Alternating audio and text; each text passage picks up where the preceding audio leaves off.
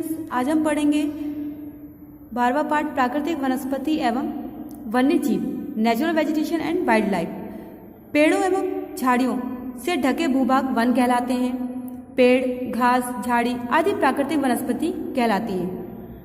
जो हम अपने आसपास पेड़ पौधे, झाड़ियाँ, घास फूस देखते हैं वो सब किस में शामिल है? प्राकृतिक वनस्पति में। ये स्वयं उगते हैं। इनको उगाने के लिए हमें किसी प्रकार का कोई श्रम नहीं करना पड़ता। पृथ्वी के लगभग 1/3 भूभाग पर वन आच्छादित है, यानी कि हमारी पृथ्वी का लगभग 1/3 भूभाग जो है वो वनों से ढका हुआ है। ऊंचे पर्वत, मरुभूमि, पठार और बर्फ से ढके क्षेत्र वन रहित होते हैं। वनों का महत्व, हमारे जीवन में वनों का बहुत ही ज्यादा महत्व है। पहला है, वनों से हमें लकड़ियां प्राप्त होती हैं और लकड़ियों का प्रयोग हम ईंधन के रूप में घरों में, औजारों में, फर्नीचर आदि में करते हैं। दूसरा है, वनों से हमें शहद, लुगदी, लाख, रबड़, गोंद आदि जैसी वस्तुएं प्राप्त होती हैं। तीसरा है, वन से हमें दिया सलाई, प्लाईवुड आदि बनाने के लिए मुलायम लकड़ी जो होती है वो भी प्राप्त होती है। वनों से हमें अनेक प्रकार की जड़ी बूटियां प्राप्त होती हैं। वन मिट्टी के कटाव और बाढ़ को रोकने में सहायक होते हैं। ये वायु को स्वच्छ रखते हैं और जलवायु को ठंडा रखते हैं। वन अच्छी वर्षा करने में सहायक होते हैं और वायु में नमी को बनाए रखते हैं। ये जंगली जानवरों के प्राकृतिक घर होते हैं, जैसे शेर हो गया, चीता हो गया। जो बड़े बड़े जंगली जानवर होते हैं उनके लिए ये वन उनका प्राकृतिक घर होते हैं। अब हम बात करते हैं वनों के प्रकार की। हमारे देश में धरातल एवं जलवायु की विविधता एवं प्रकृति के विभिन्न दशाओं के कारण विभिन्न प्रकार के वन पाए जाते हैं, जिसमें पहला आता है सदाबहार वन, एवरग्रीन फॉरेस्ट। सदाबहार वन वे होते हैं जो पूरे वर्ष हरे भरे रहते हैं। ये वृक्ष कभी भी एक साथ अपनी पत्तियां नहीं गिराते।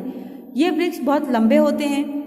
इस प्रकार के वन उन क्षेत्रों में पाए जाते हैं जहां वर्षा ज्यादा होती है, अधिक होती है और शुष्क मौसम बहुत कम होता है। भारत में इस प्रकार के वन पश्चिम बंगाल, उड़ीसा, मेघालय, असम और उत्तर पूर्वी पहाड़ियों में पाए जाते हैं। सदाबहार वनों में शीशम, महोगनी और बांस के वृक्ष पाए जाते हैं। नेक्स्ट आता है शंकुधारी वन। शंकुधारी वन जो है वो हिमालय के ऊपरी भाग और नीलगिरी पहाड़ियों में पाए जाते हैं। इन वनों के वृक्ष लंबे होते हैं तथा पत्तियां शंकु के आकार की होती हैं। ये पत्तियां नुकीली होती हैं। इन वनों में चीड़, देवदार, स्प्रूस, फर आदि वृक्ष पाए जाते हैं। इन वृक्षों की जो लकड़ियां होती हैं वो बहुत ही ज्यादा मुलायम यानी कि सॉफ्ट होती हैं, जिनका इस्तेमाल कागज और गत्ते बनाने के लिए किया जाता है। इनमें से कुछ वृक्षों से रेजिन और तारपीन का तेल जो होता है वो भी प्राप्त किया जाता है। तीसरा प्रकार का वन जो है वो है पतझड़ वन। पतझड़ वनों को मानसूनी वन भी कहा जाता है, क्योंकि ये वन जो है उन क्षेत्रों में पाए जाते हैं जहाँ पे वर्षा कम होती है और इन वनों के पेड़ ग्रीष्म ऋतु में निश्चित समय पर अपनी पत्तियां गिरा देते हैं। इसीलिए इनको कौन सा वन कहा जाता है? पतझड़ वन कहा जाता है। इन वनों में मुख्यतः साल, शीशम और ताड़ के वृक्ष पाए जाते हैं। इन पेड़ों की लकड़ी फर्नीचर बनाने के लिए सबसे उपयुक्त रहती है। ये वन अधिकांशतः उड़ीसा, आंध्र प्रदेश, दक्षिणी पठार पर हिमाचल की निचली पहाड़ियों में पाए जाते हैं। ज्वारीय वन। ज्वारीय वन मुख्यतः गंगा, ब्रह्मपुत्र, महानदी और गोदावरी नदियों के डेल्टा वाले क्षेत्रों में पाए जाते हैं। इन वनों को मैंग्रोव वन भी कहा जाता है। पश्चिम बंगाल में गंगा और ब्रह्मपुत्र के डेल्टा में सुंदरी वृक्ष पाए जाते हैं। इन वृक्षों के साथ नाम पर यह क्षेत्र सुंदर वन कहलाता है। उसके बाद आते हैं कटीले वन यानी कि थॉर्नी फॉरेस्ट। कटीले वन कम वर्षा वाले क्षेत्रों में उगते हैं। इन वनों में वृक्ष जो होते हैं वो बिना पानी के भी अधिक समय तक जीवित रह जाते हैं।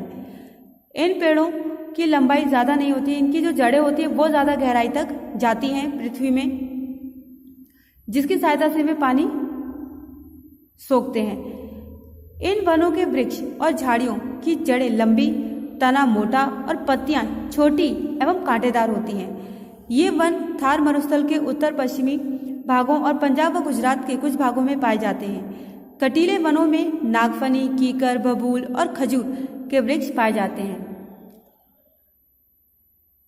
Students, that's all for today's. Thank you.